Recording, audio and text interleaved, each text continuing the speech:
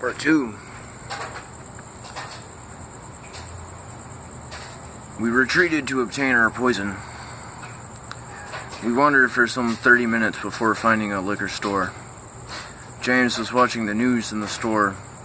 He comes outside to tell me that violence has erupted in our absence. The police had begun gassing the crowd. We were quick to chug a beer before returning. We arrived and the air was still clearing from the first assault. It was clear from the faces in the crowd that there was no violence on the behalf of the protesters. Hearing people chant, "The police aren't peaceful," and seeing them forced back for no good reason. On the scene for no more than 15 minutes, the riot police had unleashed their second barrage. Between the CS gas and those damn foam bullets, it was pure mayhem. I stayed in the thick of it as long as I could before losing sight and breath. I retreated to a nearby field where the air was clearer. James had his shirt over his head at this point. People were washing their eyes out. The intersection was now completely blocked off by the riot pigs.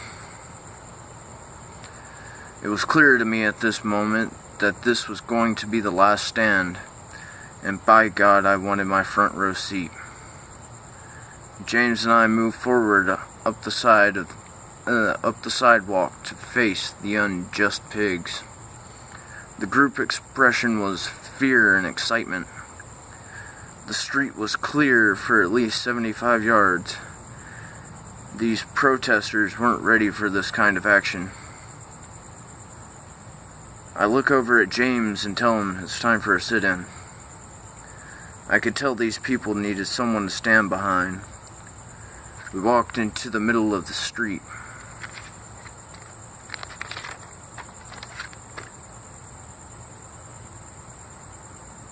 There we claimed our front row seat. Protesters and film crews now had the courage to move forward.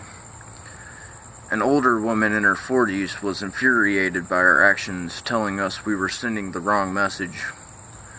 What the fuck?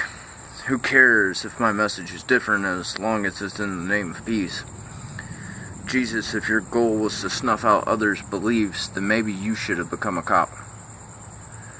There were others asking us to leave, but I was here, and my resolve was strong.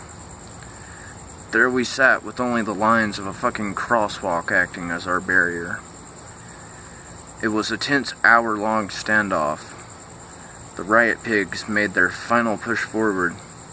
It was clear by their mobilization this thing was wrapping up. 10 o'clock starts rolling around and the threats of arrest start rolling in heavy. It never happened though. These pigs were now off the clock and ready to head home. There were too many messages to be heard and far too many voices to stay calm about what had just happened.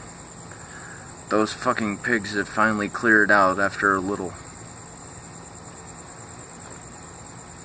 So after a little socializing, we packed it in as well. All night, James had been getting phone calls from friends and family who had seen us on the news. After heading to my house, we had our final beers of the night. Both of us felt fucking electric. Finding news clips of us in the front of the crowd. We laughed and high-fived for a good 30 minutes before finally going our separate ways for the night. I was well praised the next day for going to the Trump rally. Being the only one in my family who attended that shit show, I was proud of what I had done and had been a part of.